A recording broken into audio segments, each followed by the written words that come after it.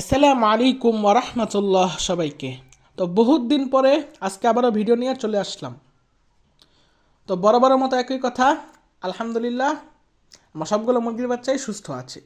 তো এতদিন video upload দিতে পারি নাই, কারণ হচ্ছে আমি ভিডিও করার সময় পাইছি ঠিকই, কিন্তু আপলোড দেওয়ার আর এডিটিং করার সময়টা পাই নাই, তাই আমি এতদিন ভিডিও আপলোড দিতে পারি নাই।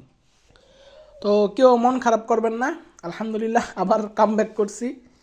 মাশাল্লাহ আমার লাল সুন্দরীর মুরগির বাচ্চাগুলো আলহামদুলিল্লাহ খাবার খাচ্ছে, আর দেখেন সাথে আমার কবুতরগুলো খাবার খাচ্ছে। আপনারাই বলেন যে এই দৃশ্যটা কেমন লাগতাছে? আমার কাছে তো খুবই ভালো লাগতাছে। এগুলো যদি দেখেন, মানে এই যে সুন্দর করে খাবার খাচ্ছে, সবাই সুস্থ আছে, এগুলো যদি দেখেন কোনো ডিপ্রেশন আপনাকে মানে স্পর্শও করতে পারবে না।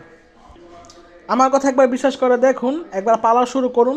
যারা একাকিত্বে, ডিপ্রেশনে, তারপর হতাশায় ভুগছেন, তারা এই দৃশ্যটা যদি কেউ দেখেন, মানে মন খারাপ মানে আপনার থাকবেই না। মাশাল্লাহ দেখেন একবারে মন জুড়ানোর মতো একটা দৃশ্য। আর আজকে ওদের বয়স হচ্ছে 10 দিন। আলহামদুলিল্লাহ এই 10টা দিন ধরে আমি সুন্দর করে মুরগির বাচ্চা লালন পালন করতেছি। একটা মুরগির বাচ্চাও আলহামদুলিল্লাহ আল্লাহ তাআলার অশেষ রহমতে একটা অসুস্থ হয় নাই, সবগুলোই সুস্থ আছে।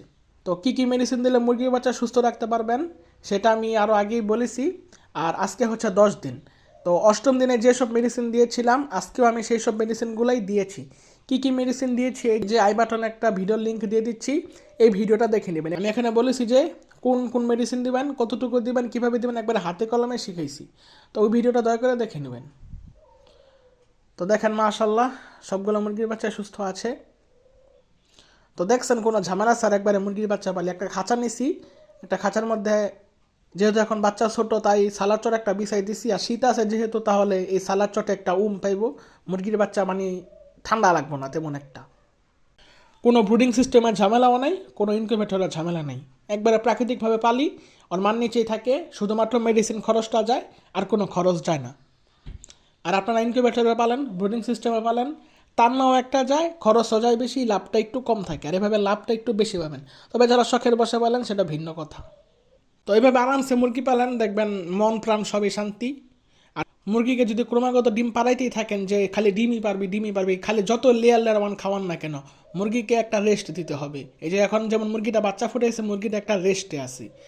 তো যখন ডিমটা পারবে, থাকে 20 দিন, তখন কম খাবার খায়। এখন বাচ্চা ফুটছে, এখন বাচ্চার সাথে ওই একটু খাবার খায়, আর যখন থাকে তখন তেমন একটা খাবার খায় না।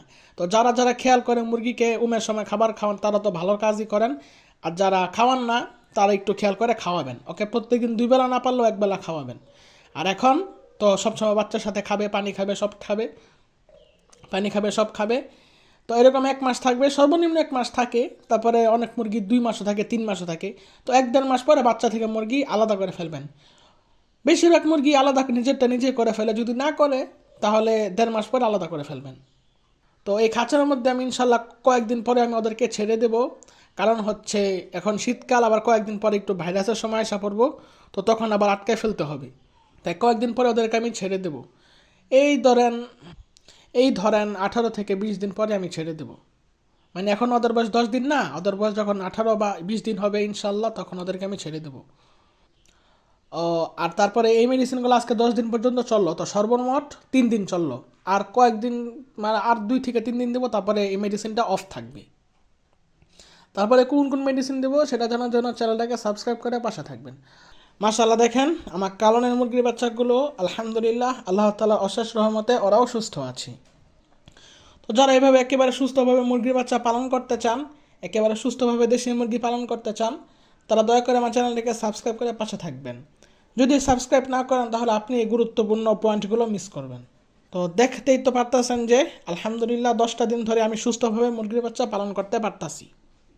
তো যদি এভাবে পালতে চান তাহলে আমার সাথে থাকবেন। তো এই ছিল আজকের ভিডিওটা কেমন লাগলো অবশ্যই জানাবেন।